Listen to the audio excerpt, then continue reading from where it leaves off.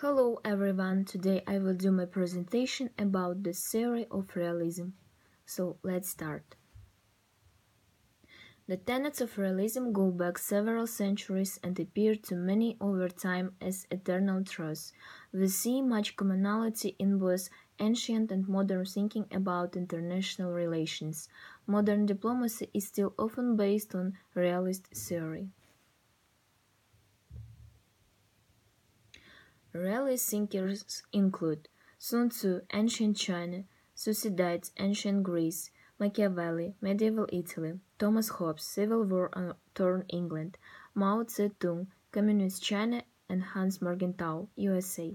They have all come to similar conclusions about the characteristics of the international system that can be grouped together as the theory of realism. Realism is a theory based on power politics.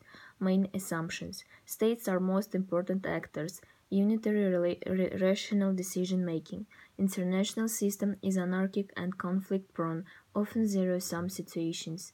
All states must pursue power to survive. States balance against threats. Morality has no place in international politics. International politics more important than domestic politics. Value relative over absolute gains. And the question: why do realists claim that states must pursue power or that morality has no place in world politics? The world is anarchic and it's a self-help system. To survive, states must pursue power. Also, if there is no higher authority, then there is no international law that states must abide by. Why is international politics seen as more important than domestic politics by realists? If you do not take care of international politics, there may no longer be any domestic politics. This is a point made by Machiavelli.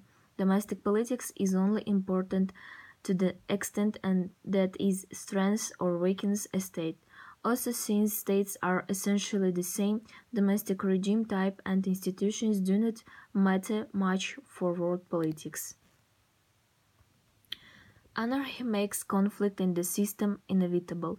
Realists understand the implications of the security dilemma but see them as unavoidable.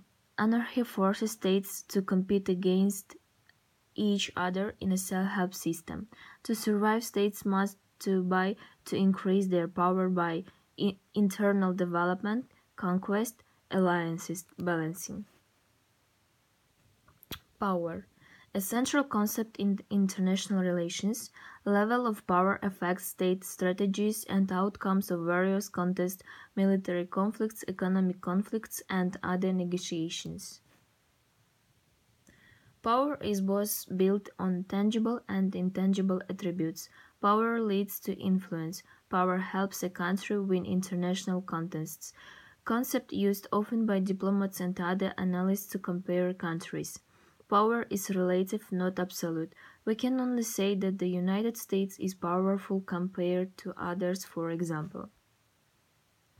Attributes of power: military capabilities, size of economy, sophistication of economy and technology, population, geography, internal cohesion, patriotism, natural resources, reputation, education, information, alliances. What makes some countries superpowers? Superpowers are very strong countries that can project their power around the world. By power projection, we mean the ability to deploy troops around the world as well as deliver full-scale nuclear attack. Such capabilities require sophisticated economy and society. Presently, only the United States can be classified as a superpower. The Soviet Union was a superpower until the collapse of its economy and communism, which greatly eroded Russia's ability to field a large army and navy. So, this is diagram. Rationality and decision making. Assumption that actors are rational. Actors must know what is in their best interest. Actors know how to maximize utility.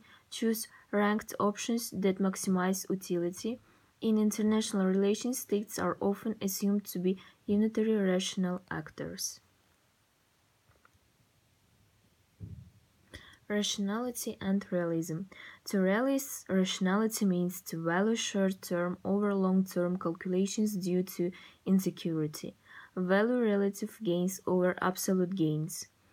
Absolute gains equal both sides in a relationship gain something.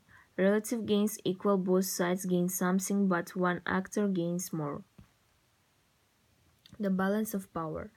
To deter aggression by others, states balance against each other, so no one country becomes too strong. Realists believe that power imbalances lead to war since powerful states, unchecked, will try to acquire more power. Balancing by forming alliances with other states is the quickest way to check the power of potentially aggressive states.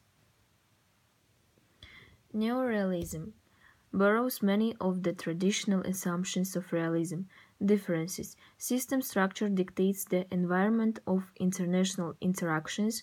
System structure is determined by polarity number of major powers. States are mostly defensive in nature.